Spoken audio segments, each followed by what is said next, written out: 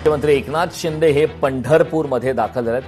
गोपाळपूरमधील दर्शन रांगेतील भाविकांशी त्यांनी संवाद साधलेला आहे. त्या ठिकाणची दृश्य आपण पाहतोय. भर पावसात उपमुख्यमंत्री एकनाथ शिंदे हे पंढरपूरमध्ये दाखल झाले. शिंदेंनी वारकऱ्यांशी यावेळी संवाद साधलाय. गोपाळपूरमधील दर्शन रांगेतील भाविकांशी संवाद साधलाय. दृश्य आपण पाहतोय. त्यांच्यासमोर तानाजी सावंत, मंगेश चिवटे, योगेश कदम हे सुद्धा पाहायला मिळत आहेत.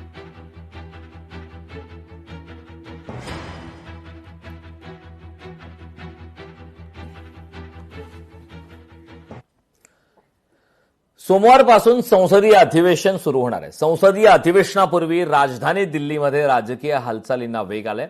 अधिवेशनात सहकार्य करावं, अधिवेशनात सरकार विरोधकांचे सर्व मुद्दे ऐकणार, संसदीय कामकाज मंत्री किरेन रिजिजू यांनी हे आवाहन केलंय.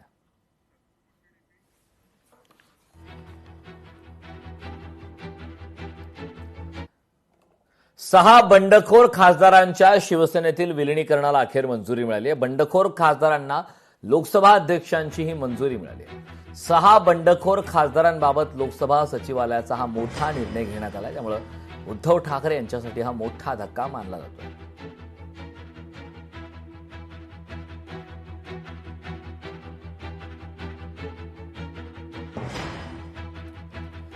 सहा खासदारांच्या शिवसेनेत विलिनीकरणाला अखेर मंजुरी मिळालेली आहे. खासदारांच्या शिवसेनेत विलिनीकरणासंदर्भात महत्वाची अपडेट आहे.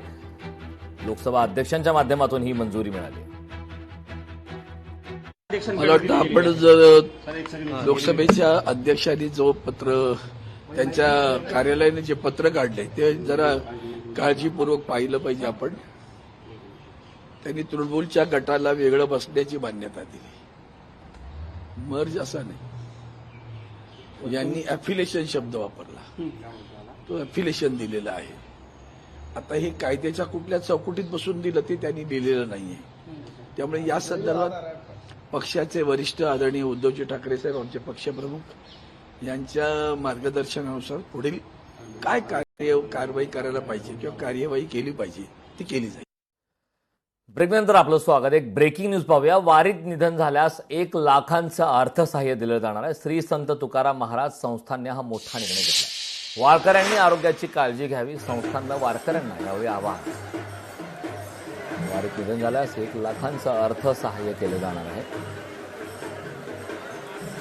श्री संत तुकाराम महाराज संस्थानच्या माध्यमातून हा मोठा निर्णय घेण्यात आलाय. तर वारकऱ्यांनी आरोग्याची काळजी घ्यावी, संस्थानने यावेळी वारकऱ्यांना आवाहन.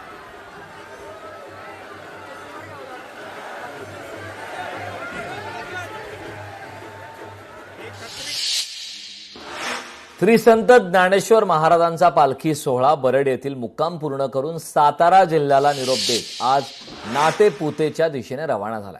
आज सायंकाळी 4:30 वाजेपर्यंत पालखी सोहळा नातेपुते येथे दाखल होणार आहे. हरिनामाच्या अखंड गजरात, टाळ मृदुंगाच्या निनादात आणि ज्ञानोबा तुकारामच्या जयघोषात लाखो वारकरी व विठ्ठल भक्त पालखीसोबत पंढरीच्या दिशेने मार्गक्रमण करत आहेत. सातारा जिल्ह्याचा निरोप घेताना भाविकांमध्ये भक्ती, उत्साह आणि आनंदाचं वातावरण पाहायला मिळालं.